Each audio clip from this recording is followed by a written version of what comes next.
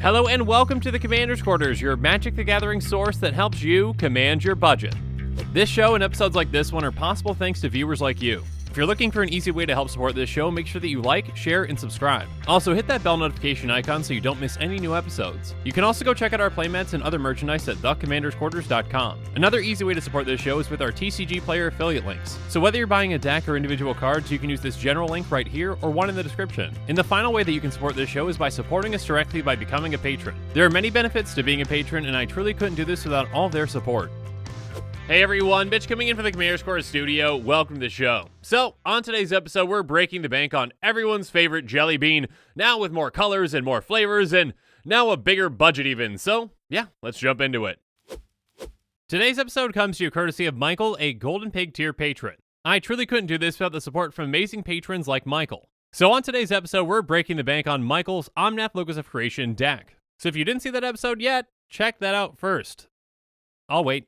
Anyways, you're back. Welcome back to the show. How you been? Okay, well, enough small talk. Let's jump into it. For those of you that don't remember all the text on Omnath, let's go over it again. Omnath is a 4/4 elemental that costs red, green, white, blue. When it enters the battlefield, you draw a card, and it's got landfall and a jumble of text. Basically, 3 separate landfall triggers. The first one, you gain 4 life. The second one, you add its mana cost to the mana pool. And the third time, it deals 4 damage to each opponent and each planeswalker. The deck is centered around getting lands into play, go figure. And again, at the time of this recording, Omnath is basically $40, so its price was not included in the deck tech, and its price is also not going to be included in the Break the Bank today. Now, obviously, since I was going from $50 to $100, I could have technically included it in the Break the Bank, but then I just have like $10 more to play with, and then no one really wants to watch me say, okay, you're going to include Omnath, and then this one other card, or 2, 3, whatever, 4 other cards. See, that's why there's that little asterisk on the thumbnail next to the price. You get it. Anyways, with all that being said, let's jump into it.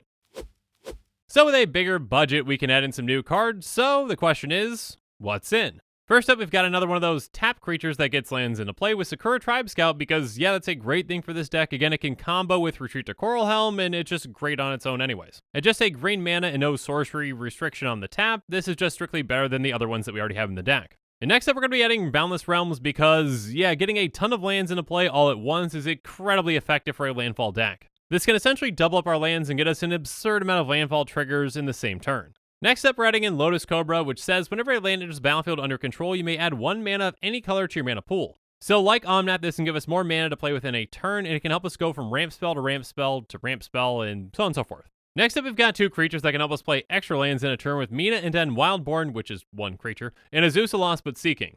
Mina and Den let us play 1 extra land in a turn, and we can also pay to bring a land back to our hand to give a creature trample. And Azusa Lost But Seeking is doubly effective, letting us play 2 additional lands on each of our turns. Permanents that let us play extra lands tend to be expensive, so it's good to find room for a few in a Break the Bank. Next up, we're adding in Emiria Shepherd, which has landfall. Whenever land enters the battlefield under your control, you may return target non-land permanent card from your graveyard to your hand. If that land is a plains, you may return that non-land permanent card to the battlefield instead.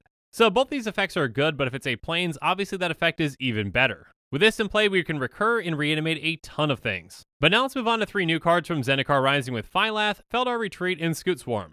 Phylath is kind of an Avenger of Zendikar, but more budget-friendly. Basically, when it comes into play, you get a 0/1 plant creature token for each basic land you control. And then when a land comes into play, you can make those plants bigger, at least one of the plants bigger, by giving it 4+1/1 counters. So this can build you an army and make it powerful over time.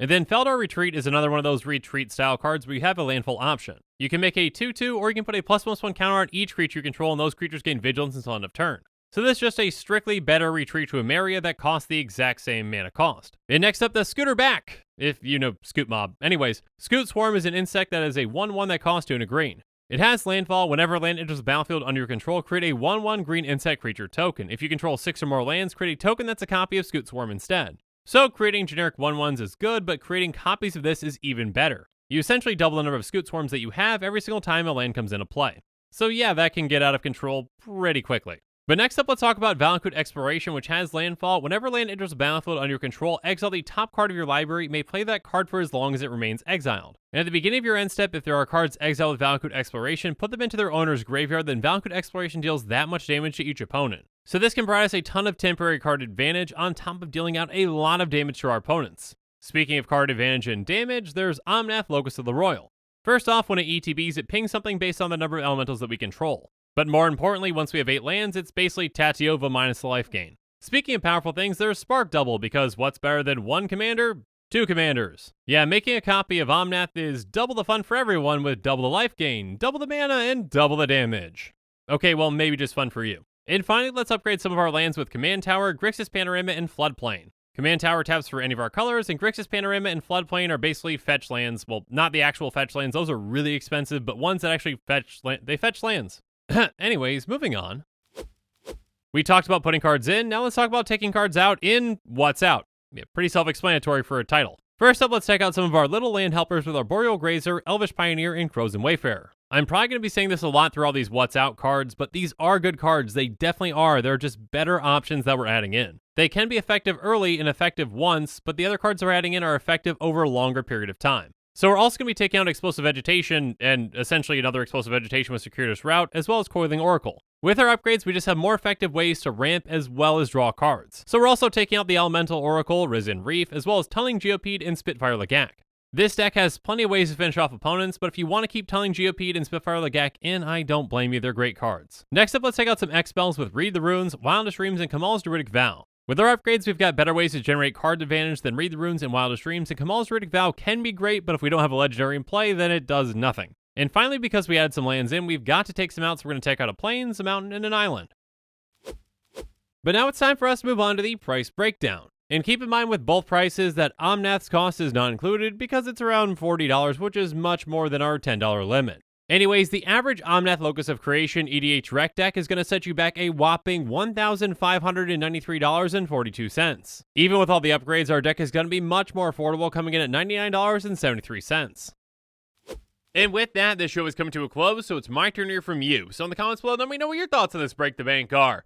Is this your favorite Omnath of all time? Is this the jelly bean that you've always wanted, or are you waiting for that one extra flavor? Yeah, there's going to be a 5th flavor at some point. You know that it's going to be. Anyways, let me know in the comments below, and as always, thanks again, and have a good one.